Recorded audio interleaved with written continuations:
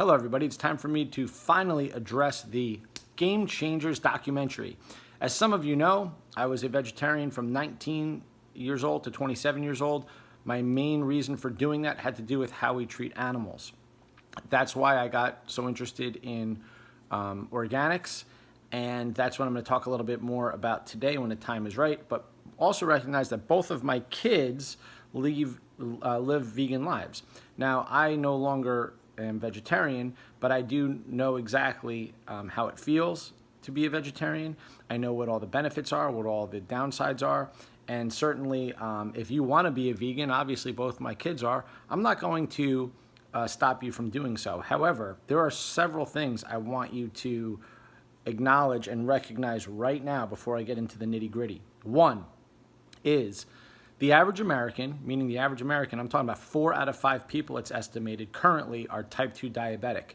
You may say, no way. Yes, I am not kidding. You are more likely to be type 2 diabetic than not. What does that mean? It means that you consistently wake up with a blood sugar of over 115 day after day after day. I get clients in, the first thing I do when I do UTC coaching with them is I make them take their blood sugar every day. I want to see where they are. Now, if they have normal blood sugar, I treat them one way. If they don't, I treat them another. The average client coming in, and when I say the average, I mean almost everybody, consistently over 115. Luckily, for most people, we can fix that within 3 weeks. For some, it takes a little bit longer, but it takes a particular protocol. What I'm going to ask you guys is this. How long do you think that person's been walking around with 150, 148, 146, 160? Those blood sugars have been that way not for a day, a week, or a month, but for many years and for some decades. That continuous pattern of non-signaling of insulin is why we are obese and why we are getting so sick. All of the other things that you guys want to tell me about veganism, I don't care, because until we fix this issue, nothing is going to get resolved. Here's the more important thing, is once I see people who have this disease, and it is a disease, type 2 diabetes is a symptom of something else. It's a symptom of insulin resistance. The body is not at ease. When hormones can't signal correctly, the body is in a state of disease.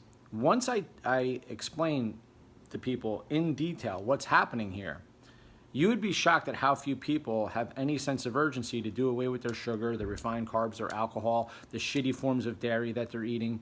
You'd be amazed at how unlikely they are to change their diet. Now, many do, but some don't. And yet, there'll be the same people who will sit down and start talking about this documentary on veganism. Who cares about this documentary on veganism while you're talking about it over your next scotch and your ice cream sundae? It's ridiculous. I have a hard time even getting people to swallow a vitamin D3 pill in the middle of the winter while they're suffering their 4th cold of the season. What people are willing to do and what they're willing to talk about are 2 different things. So here's the truth, everybody.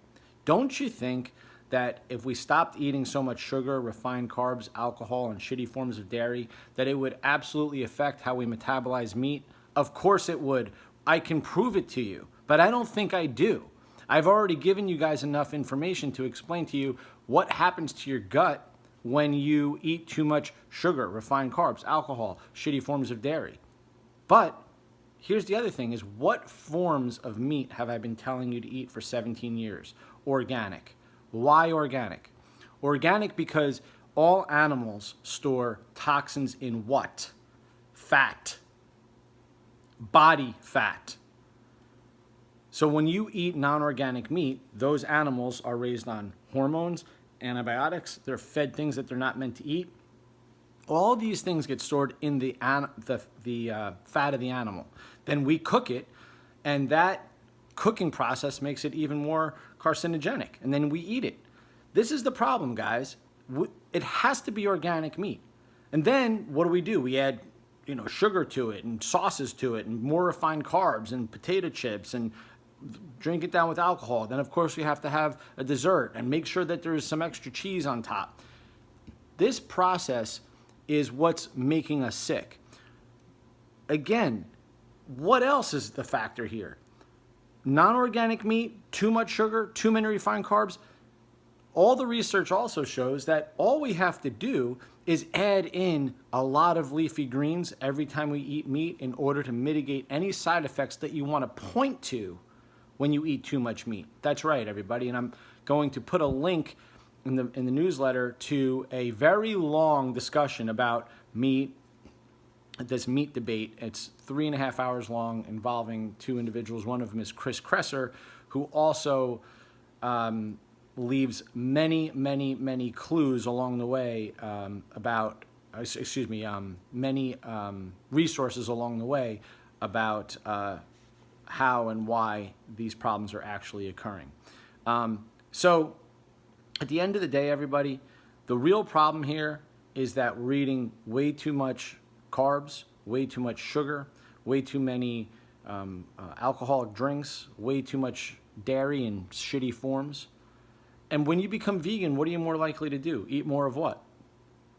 Think of that? Has anybody thought of that yet? What are you gonna do? I get people, I'm gonna eat more peanut butter. Let me tell you something, everybody. Peanut butter sucks. Peanut butter sucks. It is the most genetically modified crop out there. The shell of peanuts are soft, and those chemicals get into peanuts. Even if you're eating organic peanuts, many people are very reactive to peanuts and many legumes until they fix their gut. It's a separate conversation here. But my point is that let's just fix what's actually wrong. What's actually wrong here is people are eating too much shit. And if you eat organic meat, and if you eat your vegetables, and if you eat good complex carbs, you're gonna be a healthier person. We were hunters and gatherers, everybody. The points that they make in the video itself, I mean, it starts off with, the gladiators were vegan. What does that mean? It means nothing. Did you have another group to compare it to that were meat eaters? Did you have the meat-eating gladiator group? Because I personally have been an athlete my whole life, and from 19 to 27, I was a vegan. I have never performed worse. Okay, so when you have N of 1, it means nothing. Everybody, listen, I've been saying the same shit for a long time, okay? If you're gonna change something in your diet, do me a favor. Number 1, make sure you get your supplements right. Number 2, make sure you drink enough water. Number 3, make sure you move your body. Number 4, most importantly, but probably the hardest for all of you, make sure you get your sugar down. Stop eating so much sugar. Stop eating so much refined carbs. If you're an alcohol drinker, you need to moderate it. Okay, everybody, rant's over. If you like this video, please share it. Give it a thumbs up because people need to hear it. Thanks, everybody. Have a great day.